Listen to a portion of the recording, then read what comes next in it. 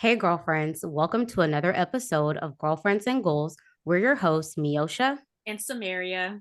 This podcast is a space where we'll talk about friendships, life goals, a little bit of pop culture, and all things womanhood. On today's episode, we have a special guest who is going to discuss her journey living with PCOS. So, we definitely have a good episode in store for you guys. And if you are listening on Apple Podcasts, please make sure that you leave us a 5-star rating and write a review. And if you're watching on YouTube, go ahead and like this video and please subscribe to our channel. All right, so I am going to introduce our guest for the day, who is one of my longest internet friendships. Someone who I've never met in person, but when you vibe, you vibe. And that is Brittany. So thank you so much for agreeing to be on the podcast and joining us today. Thank you for having me. Absolutely. And yes, we have been social media friends for quite some time. So Yes. it's nice to finally meet you. Exactly. Right. This is our first face to face too. All right, so we're gonna jump into today's topic. So obviously, you guys have seen what it's about, but I wanted to read just a definition of PCOS that I got from Hopkins Medicine, Johns Hopkins Medicine, and it says PCOS is a very common hormone problem for women of childbearing age. Women with PCOS may not ovulate, have high levels of androgens, and have many small cysts on the ovaries. PCOS can cause missed or irregular menstrual periods, excess hair growth, acne, infertility, and weight gain. So just a little brief some information about PCOS, but of course Brittany's going to talk about her journey with it. And so I'll let you start. I'll kick things off with you just telling us about how you discovered you had PCOS and what age, how long it took for a diagnosis, and all of that stuff. Anything you're comfortable with sharing. Sure. I will say that as a woman, I've always kind of had irregular periods growing up. Back in high school, I played three sports. I was very active, played AU during the summer, just constantly just active. So sometimes athletes, when you are so active, it can throw your period off. So for me to miss a period, like in my adolescence, teen years, high school years, it wasn't uncommon. Fast forward to post college, so early 20s, out of college, I'm living in the city, I'm working, going to the gym 3, 4 times a week, trying to not, trying to still stay fit, living a busy life. Still kind of broke in that era of just making it work. But I would Mhm. say around 22, right post college, was when I knew something was a little bit off. I had happened to have very, very severe pain on my left hand side to the point that I had to go to the emergency room. And during that visit was when they did an ultrasound and found that I had very small cyst on my ovaries. We did a few biopsies and tests, and it came back that they weren't cancerous. And I was told by the doctor at the time that they would pass on their own. It's very natural. It's pretty common for women to have those cysts on their ovaries. Not no red flags, essentially. Don't be too worried about it.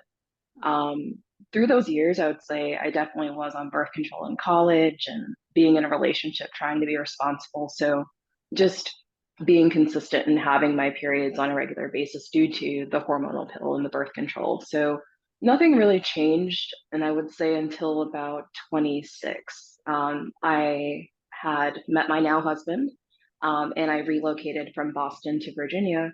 And within the first month, it was just trying to get acclimated, finding where the grocery store was, finding a new PCP, finding a dentist, all of the checklist things that you do when you move to a new place. So I finally got around to have a doctor's appointment, and I had mentioned that my period was late, but I thought maybe it was due to stress. Relocating is a lot of work. I had a very busy time during that time, so it went from quitting my job to going to Jamaica for my best friend's wedding, getting back and relocating within 48 hours. So I had a very busy week leading up to relocating and just getting adjusted and acclimated to Virginia because it's very different. So initially I thought it was just stress, But then as time went on, I realized I was losing hair. I started to gain significant amount of weight. I've always had fairly good skin, maybe just like one pimple during my period. And then I started to get like hormonal acne like around my chin area. I was extremely fatigued, always tired. If I could take a nap, I took a nap. And I just felt gloomy, and I didn't know if those were like depression or just kind of, again, the adjustment of moving and leaving everybody that I knew and making new friends and starting a new job. I didn't know if it was all of those exterior like stressors in my life. So it took me some time to actually get formally diagnosed with PCOS. It wasn't until, and if it's TMI, sorry, but it wasn't until I had a miscarriage that we ran some tests and found out that I had pretty significant cyst on one of my ovaries and a lot of blood work and kind of eliminating all other things. They thought maybe it was my thyroid. They thought maybe it was lupus. Like there was a very amounts of testing that I went through. So um, all in all, I'd say it was probably about a 9 to 10 month process to kind of eliminate and figure out what was wrong with me because I had so many different symptoms and a lot of stress at that time. I do have one question, if you don't mind me asking. During the time that you were on the hormonal birth control, do you were your symptoms alleviated or different than when you came off? I'm asking just because a pretty big fitness influencer that I follow was recently diagnosed with PCOS, and she said for her, the birth control kind of masked a lot of her symptoms while she was on it, and it wasn't until she came off where she realized, okay, like something's wrong. Yeah, absolutely. I can definitely agree to that. I was on birth control, I want to say 3 out of 4 years of college. And I was remained on birth control until about, so if we had to put like a timetable on it, I would say from 19 to 22, 23, around that time. So a significant amount of time. But during that time, like I said, all the other symptoms that I had plenty of energy, very Mm. little breakouts, maybe one pimple from like your period, which was nothing that would kind of make you think something else was wrong. Um, I think birth control, the biggest symptom for me was the emotional part. Sometimes I felt very emotional, and I'm not a crier whatsoever. So Mhm. I felt that aspect. But as far as the other symptoms that I have experienced, I would definitely say birth control masked a lot of that. And my body felt regulated. And it wasn't until I came off of the birth control that I literally, I think I gained like 15 to 20 pounds within like a 2 month period. Like it was very rapid weight gain, which was not normal for me, especially being an athlete most of my life. Yeah. Yeah. Um, I was gonna ask, so after your first ultrasound, I believe you said it was around 22. Hmm. Were there any ultrasounds after that? So prior to the miscarriage, like say when you went for your annual, was that something that they did just to see if there was any change or yeah, any change really? Did they? No, the only time that I actually had a miscarriage was at 22, and then when I like demanded further testing at around 26. Okay. So that's when we're going in and biopsying and taking ultrasounds, doing blood work, just checking everything. Because at that point, I was defeated. I was like, there's something wrong with me, and I need to know so that I can proactively take care of myself because I don't feel like myself right now. Mm. Yeah. So after you were diagnosed, I guess, were there any changes that you made to your day to day to help alleviate some of the symptoms, or was there any direction, I guess, given from your physician of how things would be going forward in terms of treatment or what your life will be now that you're diagnosed? Yeah, I think a lot of the research that I did came from just me Googling, like, what is PCOS? Like, what now?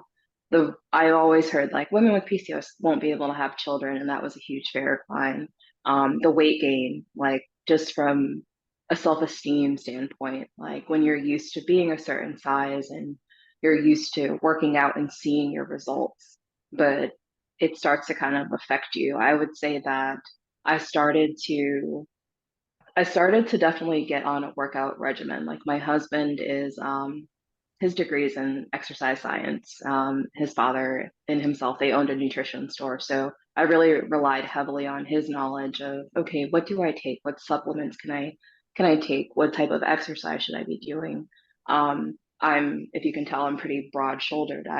Was an athlete once upon a time and had a pretty muscular build. So it's like, should I be lifting more weight? Should I be doing more cardio? Like, what can I do to help with the stress levels and help with the weight gain? What can I do to kind of get my head? I was struggling mentally. I was struggling with my body image. I was struggling with the weight gain and just like feeling like I lost control of my body. Um, I really tried to push myself to work out more, and it kind of backfired for me in the sense of like I burnt myself out. And then I would get defeated, and then the depression would sink in. And then I was learning that those are all symptoms of PCOS for some people.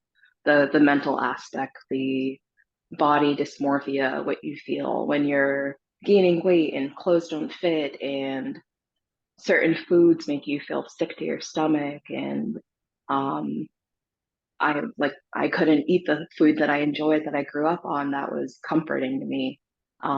It was really hard. It was an adjustment for me, and I tried to throw myself into exercise and self-care, but I really struggled a lot early on with it.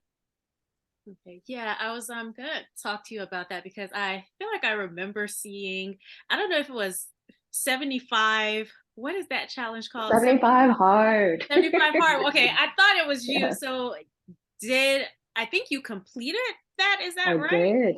I did. Even with COVID, I don't know. That's what I'm like when I have a goal, I am like balls to the wall, like hardcore, 100%, like, and that's probably it's a gift and a curse, I'll say. But yeah, I I did that in 2021. We had recently moved and we were kind of like I was away from all the friends that I've made here, so I was like, I need to do something that gets me out of the house more. I'm working from home. It's the whole like I only talk to my dog all day. Like I just need to physically be in nature and do something. So I again just going down like a Reddit rabbit hole, I think one night I came across 75 hard. I was like, oh, this is actually pretty cool. I like working out. I love a challenge. I'm a huge fan of like goal setting. It's like an endorphin rush for me to be able to check a list off. Like I'm the queen of lists. So um, but I really was intrigued by it. I thought it was really cool. I thought it would be something to kind of push me out of my little funk that I was in with COVID. Mhm. And also kind of leading up to the wedding, I was like, hey, like the worst that could happen, I'll lose a little bit of weight and I'll feel good about myself. So yeah, I did. I did 75 hard. I ended up getting COVID, I think 2 or 3 weeks in, and I still drank my gallon a day and I read my book and I took my walk, 45-minute walk outside, and I was weak, but I just needed to get outside and like push myself through it. And I ended up losing a lot of weight, and part of that was probably because of COVID. So I don't want to glorify the weight loss, but for me, it reinforced kind of like self-care and like routine and prioritizing myself Mhm. and my health, and just kind of reminding myself that even if the depression aspect of PCOS is like really hard on you, you can still do hard things and you can still show up for yourself. So I read a lot of what is her name? Brene Brene Brown. Brown, yeah. Yes, I think I read like every book of hers during it, and she's phenomenal. And like I could quote her all day. She's awesome. So I read a lot of like self-help and empowerment books during that time.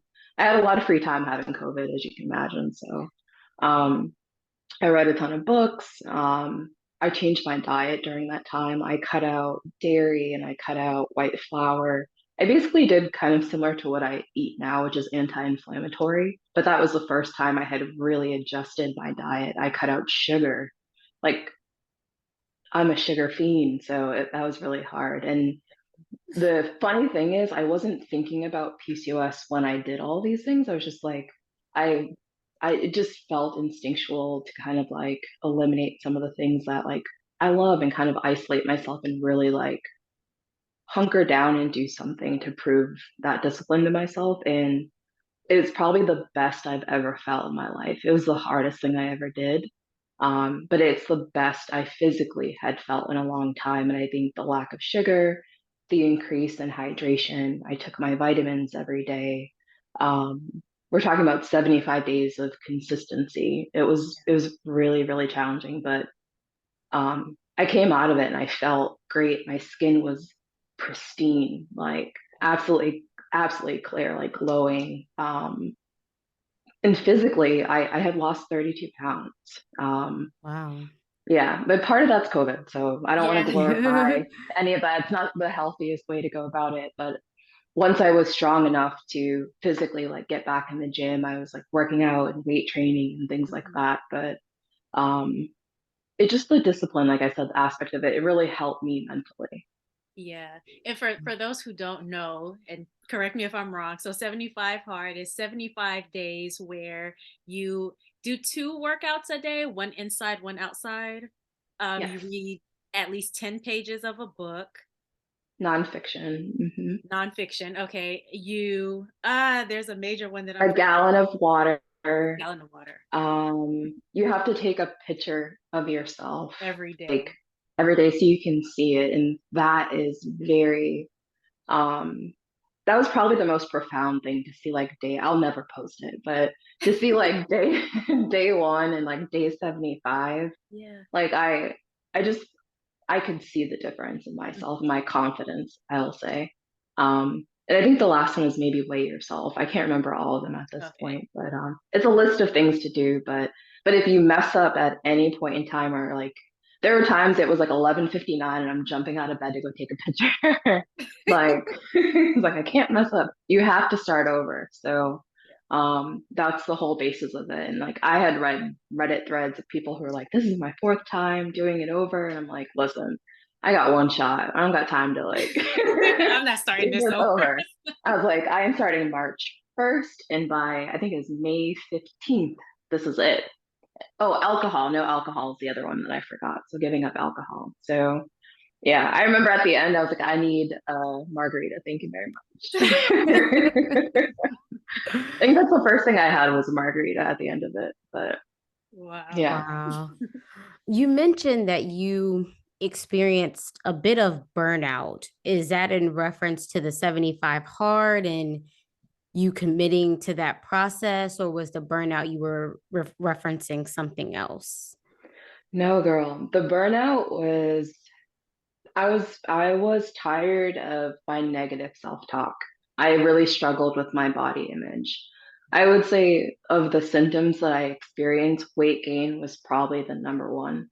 Like I would say in the first 6 months of relocating, um, I had put on probably about 35, 40 pounds in total. So like the first couple of months, it was like 20, and I was like, okay, maybe that's just I moved south. I went from Boston, where I'm walking all the time, living and working in the city, taking the train, to working in a small office and driving 30 minutes everywhere. I kind of lived in the country where I'm at in Virginia. So lifestyle change for sure. But I thought maybe okay, maybe that 20 pounds is just the initial adjustment. But then it just kept going. But then Mhm. I'm working out and I'm taking classes at the YMCA, and my husband and I bought bikes and we're going bike riding, and I'm wearing heart rate monitors and I'm tracking my food and I'm Yeah. taking my supplements and I'm doing everything I used to do as an athlete and see results. I'm not getting results. So Mm. now my brain is in overdrive, and I'm slightly type A. So I'm a list person. So I'm like, okay, what is it? Why can't I figure it out? Yeah. And I struggled with that. I struggled with that so, so bad. Um, it affected my mental health. I told you I'm not a crier or a very emotional person. Like I'm a suppressor naturally, but during that time, I used to cry. I used to cry about my body image. Why am I gaining weight? I don't recognize myself. I'm doing all these things right, and I'll have one cheat meal. and then I'll feel guilty about that cheat meal because the scale hasn't changed. But I worked out twice a day for the past week and nothing's changing. And I got defeated after a while. I went to doctors, and the only solution was, well, we can give you this birth control to balance out your hormones because your hormones are out of whack. Or we can give you a diabetic drug, which I don't have diabetes, so why do I need metformin? So Yeah. those were the only two options given to me at that time. And at 25, 26, I was worried about my ability to have children. We didn't get married until last year, but we've been together for 8 years. So I'm thinking of my future. I'm thinking of the changes that my body is going through. I'm seeing that I'm not getting results from diet and exercise, and my body is feeling burnt out. Mentally, I'm defeated. I'm feeling like there's no solution or help from the medical field. I went through, I think, 3 different PCPs just because I felt like I always had to advocate for myself. Like I'm not a doctor, but I can research and I can read and I can talk to other women who have similar symptoms. I have several friends that have PCOS. And almost all of us have had to advocate for ourselves or ask for a second opinion. And there's not a lot known about the cause of it. There's not a lot of options outside of certain diabetic drugs or birth control. Um, some people decide to take the holistic route, which nowadays is kind of what I lean towards. Not that I've lost faith, I just think it's going to take time and research and money for them to really figure out why is it that so many women are popping up with PCOS. Yeah. Like, what's the root cause of it? Because Yeah. I feel like it's so common now.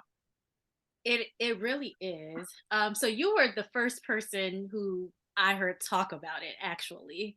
So I'm really grateful that you shared that. And then since then, I feel like more people in my circle, have started talking about it, but you were the first person.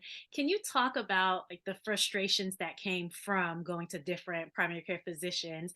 What were the things that were happening in your conversations with them that frustrated you and led you to maybe get another opinion and then another opinion? Yeah, I don't know if it's a cultural thing, but Um, here, I consider Virginia the South. Not a lot of people do, but I'm from Boston, so anything like below DC is the South. So don't shoot me. But I think culturally, I remember one doctor's appointment. I was adamant about having a black PCP. I wanted a black woman. I felt like there would be a level of rapport and just understanding that I would get by having a woman of color. Um, and just like personal care, sometimes you just want to be seen, feel heard, feel understood, and not have to advocate for yourself. You just assume that you're a Black woman too. You know our woes in healthcare in general. I remember going in for just a annual physical, women's physical. So you go, you get all your tests and whatnot. And I remember her asking, "Do you have any questions?" And I said, "Yes." I said, and this is before I was diagnosed. I said, um, I've been having a lot of I've gained a lot of weight, and I haven't had a period in like 3 months, and I'm a little bit concerned. I say I know I'm not pregnant. I've taken umpteen tests, um, and I've been safe, whatnot, but I haven't got my period, and I'm gaining weight, and I'm concerned. And she's like, "Well, didn't you just move here?" And I said, "Yeah." She goes, "Oh, honey, you're fine. You'll be fine. Everyone has to get adjusted. Like, it just takes time." She goes, "Most of my clients are military wives because I live in a military area." And she goes, I hear that all the time. Like, everyone's just stressed out trying to get acclimated to a new area. And then she asked, are you military?" I said, "No." She goes, "Oh, you're fine." And I was just like, just kind of like shoved me off. I'm like, "I'm telling you, I have concerns." Like, and after that, I was like, "Okay, pay my bill. I'm finding a new doctor." And it wasn't until one of my coworkers, who's a black woman, I said, "Hey, who do you go to? You're from here. Who do you go to?" And she's like, "I have the best doctor. She's a nurse practitioner, but you can have her as a PCP essentially. So she was fantastic, had her own office, and through her referral is who I eventually like landed in. But um, just the nonchalant like attitude and kind of grouping my concern or assuming that my concern wasn't valid Yeah. made me feel kind of like, again, like, oh, I'm gonna have to advocate for myself, and I don't like confrontation. I don't like I'm one of those people. Like, don't get me wrong, I'm not a pushover by any means, but I just don't like confrontation. So it made me feel that either I'm gonna have to like get sassy or find another solution. So um I ran into that a few different times. I had a consultation with another doctor, and this is post miscarriage, just trying to find a new doctor. And it was a man, and it just wasn't a great experience. And he was the one that's like, "Oh, the sister, they're benign. It's nothing to be worried about." I'm like, "I haven't had a period. Like, I went almost 9 months without a period, and nobody. It took for me to get to my final PCP for her to be like, okay, let's run some blood work. Let's get you scheduled for an ultrasound. We're going to." It was the first time like I'm researching lupus. Like, I was like, "Does anyone in your family have lupus?" That was the first time I was asked that question. I was like, "No, my family has no history of lupus." She's like, "I don't want to scare you, but is there any cancer?" And both my parents had cancer. So she's like, "Okay, well then let's eliminate all of these." So Lord willing, it wasn't cancer. Obviously, here we are. But it wasn't until I reached that doctor where it was just kind of like, okay, process of elimination. Let's kind of, we'll baby step it. And she was much more understanding and like held my hand through the process. Yeah. Whereas the other doctors are very, very dismissive. That is so frustrating because if you wanted that response, you could have just looked at WebMD and talked yourself out of it. Same. Listen. Like you're coming in with real concerns, and I don't think it costs them anything to run tests. If anything, it's the insurance companies. I was like, I, "I'm footing the bill for it. Just tell me what Right. I need to do." yeah, I found that the women's health area, from my experience, is the one area where I feel like women get brushed off the most. And I think it's because the Yes. doctors just get so used to women coming in with the same similar symptoms that it's like, oh, well, It's I've like seen one 10. size fits all. Yeah, it's like, Right. And oh, it's I've seen not. 10 patients today who've had irregular periods. The likelihood is maybe one of them has something serious, but you could be that one. Exactly. Right. I feel like, in my experience, people either want to act too much, like they're recommending stuff that I don't really need to do at this stage, or they're dismissive. Like, so it's such a hard balance to strike, finding the right person to care for you. So that's why I was interested in like what led you to get other, other opinions. Yeah. So, how are you currently navigating PCOS? So you mentioned earlier that you've been leaning more towards a holistic approach. If you don't mind sharing a little bit around kind of what that entails, and if there's anything else in terms of how you're managing PCOS now. Yeah, absolutely. I would say that I started with eliminating the stressors in my life, from the research that I've done and what I've been told by some professionals. Your stress hormone's very high with Mhm. PCOS, and that's what can affect the weight gain and the acne and the mood. I don't want to call it mood swings, but just the fluctuation of like feeling really sad one day and just like not feeling like yourself. So I switched jobs. I kind of hunkered down during the pandemic, and I was like, I want to do something where um, I could work from home remotely and I could make really good money, but I enjoy what I do. When I moved from Boston to Virginia, not really having a network or connections, I took a job to pay the bills. I wasn't loving what I did. I kind of made that sacrifice for the relocation. So I made it a point to really upskill and network more and find a niche where I could do the things that I love and I had a really good work life balance. So I eliminated some work stress. Um, I started to walk more. I don't know if that really changed much, but I learned that all the hard hit cardio that I was doing in those classes and Orange Theory and riding my bike for 3 hours a day, that was actually causing more stress on my body. So it was having the opposite effect. Whereas if I just threw a podcast on and took my dog and we went for a 5 mile walk 2 or 3 times a week, I could I would get the results I wanted without a third of the stress that my body was under. So those 2 a days, I started to eliminate that type of workout regimen and lifting more and stretching more and trying different things like yoga and Pilates and just classes that were less impactful and stressors for my body. Um, I changed my diet, and this is probably the biggest thing. During the 75 hard 2 years ago, I kind of adopted more of a Mediterranean type diet, which is in fact kind of anti-inflammatory. And through research, again, I learned that that's really good for PCOS. It's good to balance your hormones, eliminating certain foods and sugar and drinking more water and just really watching what I ate and choosing like whole foods over fast food or just kind of like fat saturated foods or whatnot.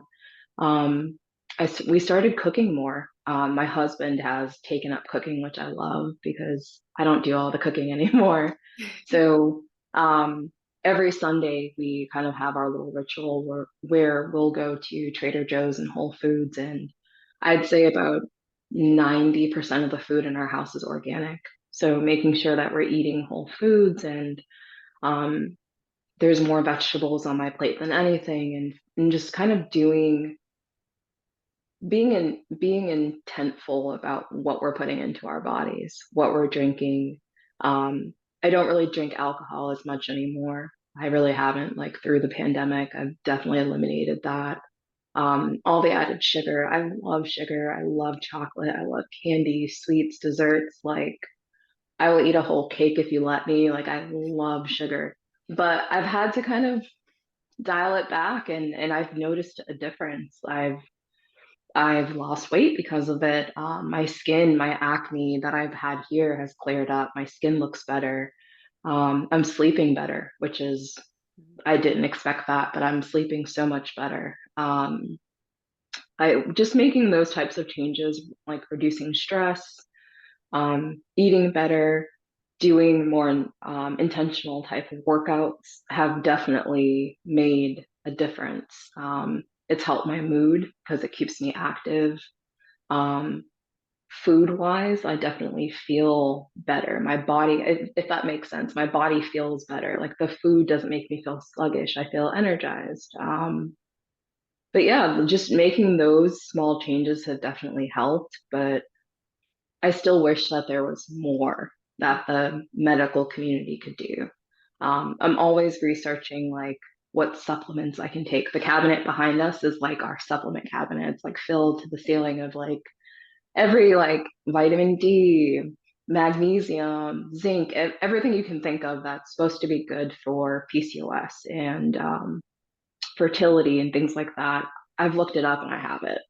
I make shakes and smoothies, and I'm always adding fresh herbs to my water and like experimenting and just seeing what feels good and what makes me feel good. And I feel like until science catches up with the holistic community, Yeah.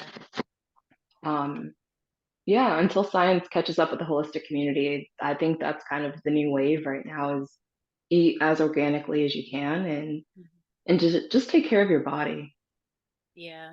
All right. So I know you've mentioned the miscarriage earlier and how important it was to have a family. So are there any updates with that you would like to talk about? Sure, I would say that I am on a fertility journey.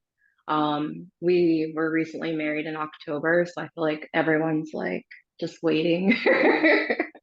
And with my recent like diet changes and not really drinking alcohol, we actually went to a party for one of his coworkers last night and his wife.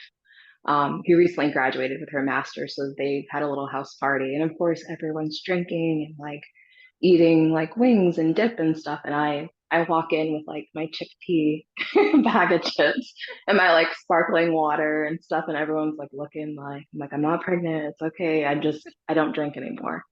So, but yes, fertility is definitely on the forefront. Not only just being recently married, but I think we're definitely in a place where we want a family.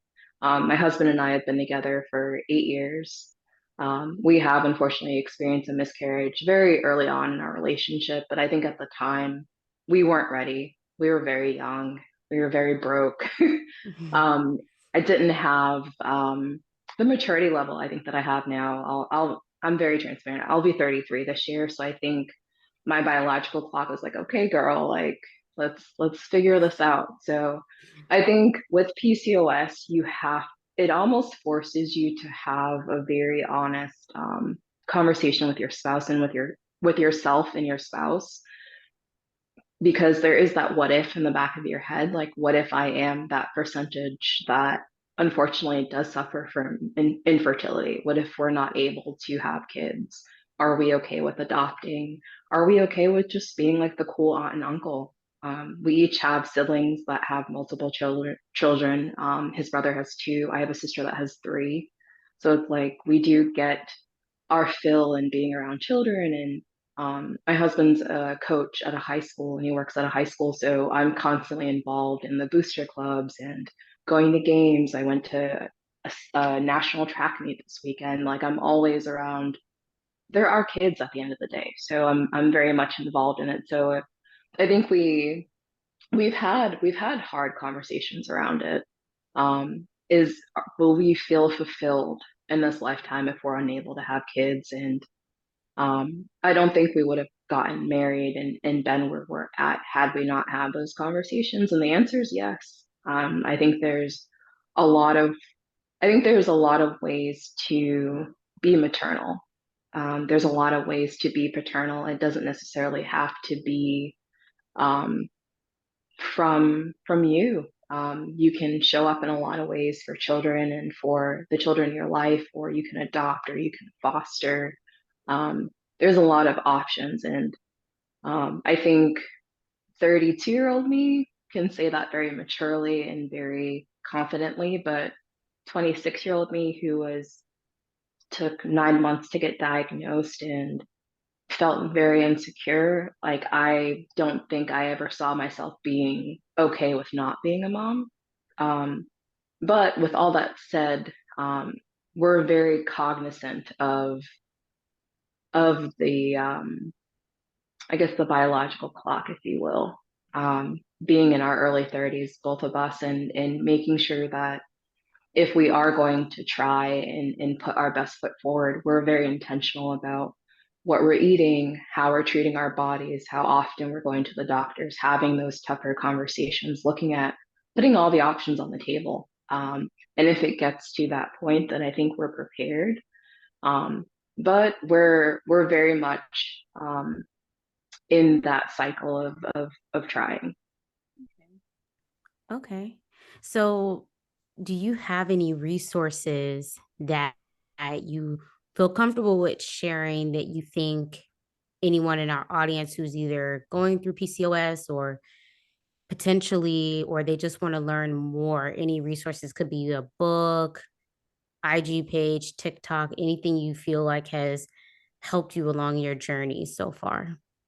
Yeah, I would say early on, excuse me, I joined a bunch of Facebook groups, just trying to find a community of other women that may be going through what I'm going through. And I found it very helpful in the beginning of my journey. The way that I explain it is like, I think there's something called like the 7 stages of grief. And that's kind of how I felt when I was diagnosed, because I'm shocked, I'm in denial, I'm feeling depressed. I'm like, okay, well, if you work out twice a day for X amount of days, and if you burn X amount of calories, I'm calculating it all out, I'm bargaining with myself. You can lose weight, you can rebalance all your stuff naturally. Like I'm going through that whole cycle. And I think during that time, it was really helpful for me to see other women in the same boat as me, or other women that might be further along in their journey. And just even though I didn't say anything in the group, I'm very kind of like reserved and the quiet person in the corner. Um, Nights where I couldn't sleep and I was up overthinking, or just having a day where I was like, you know what, today's just not my day, and my symptoms are getting the best of me and I'm just in a funk. I would lay in bed and I would stay up till 2 o'clock in the morning and I would read through some of those Facebook groups and see women like, hey, like we tried for 3 years and now we're pregnant, or I was able to successfully lose weight and I did it without medication, and this is kind of my story. And just seeing those nuggets of like hope and progress, and just seeing that other women are able to overcome some of their struggles was very, very it's very important for me during that time. There what I will say that since then I have come kind of away from the Facebook groups, just because it can also have the reverse effect. So you have to be cognizant. Sometimes just reading a lot of sob stories does affect your own mental health. Yeah. I'm very empathetic to other people, so I think just if I could give advice, I would say if you're new and newly diagnosed, I think there's a lot of good knowledge in those types of groups. Mhm. Um, but I think do your own research, figure out what your symptoms are, see if there's somebody on social media who might mirror what you have going on and if they're seeing success. Um, I remember reaching out to, I can't remember her handle at this time, but there's a woman who has a whole platform on PCOS and IG.